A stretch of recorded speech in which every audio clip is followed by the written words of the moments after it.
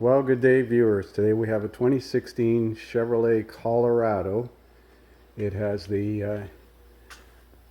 4.3 V6, I believe it is, and it's been reported to have lost engine oil. A message came up on the dash that said check engine oil level, and he added over 2 liters to bring it up to full.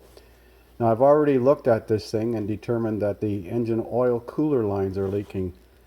I'll raise it on the hoist and we'll have a look at that. So you can see the oil being blown back on the frame and the underbody. Now we're going to have to take this plastic shroud off here. A couple of 415 mil bolts, it looks like. And we'll be able to see where the lines are leaking. So once that shroud's out of the way, you can see the lines are pretty compromised. This one here looks like it's leaking.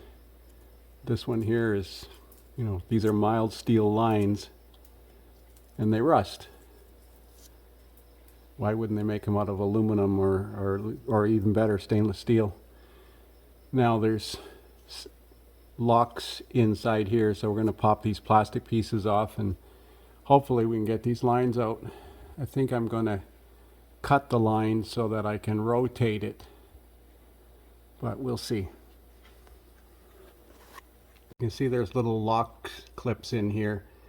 According to GM, they're serviced with this fitting, and according to GM, this fitting is serviced with the radiator. So we got to try to save these locks. I think I'm going to cut these lines so that I can rotate them.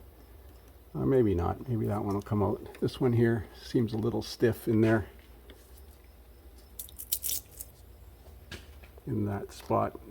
Spray some penetrating fluid in there. So the one on the driver's side came out no problem, but this one was pretty corroded in there and I had to get it out. I think they're the same as the transmission cooler line clips on a Duramax. I think I have one. So I managed to pull both lines out.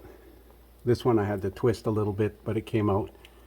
So we're gonna let it down once it's finished draining here and take the lines off at the filter housing, which might be a little bit more of a challenge. So the upper end of these cooler lines are not so pleasant to get to. You can see one right here and the other one right down there. I thought of taking this fuse panel out of here, but I don't think that's convenient. I'm going to try and get this one out of the way here. That one down there is going to be fun. Behind the AC line. Wow.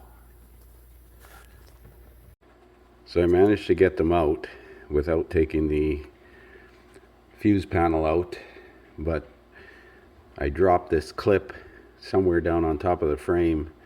This one I managed to grab with a magnet without dropping it, but you got to reinstall those clips back in the fittings, and that's not that convenient.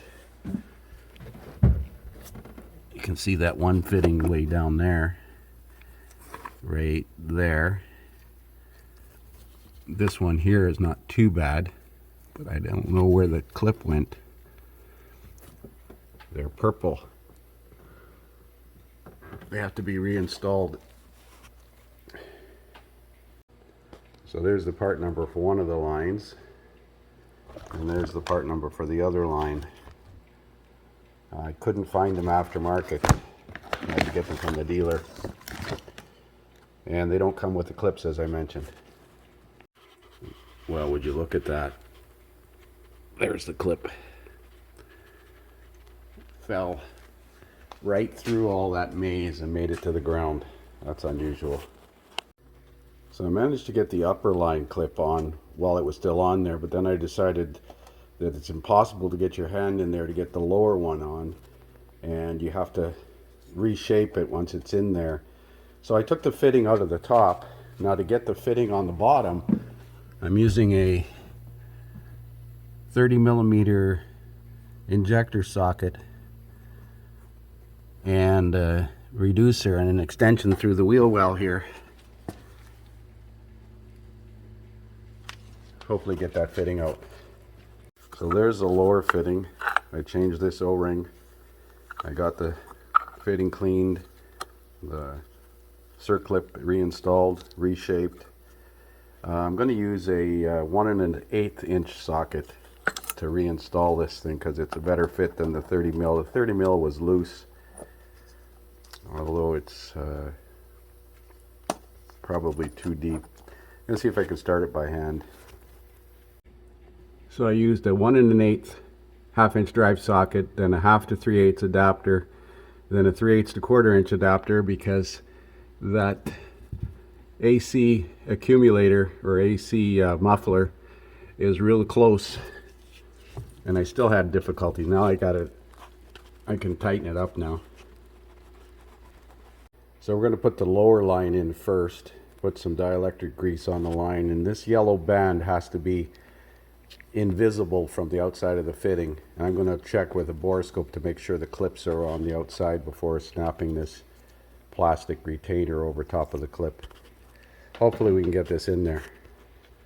So you can see that yellow band is not visible, so that means the line is pushed in all the way and the clip is stalled.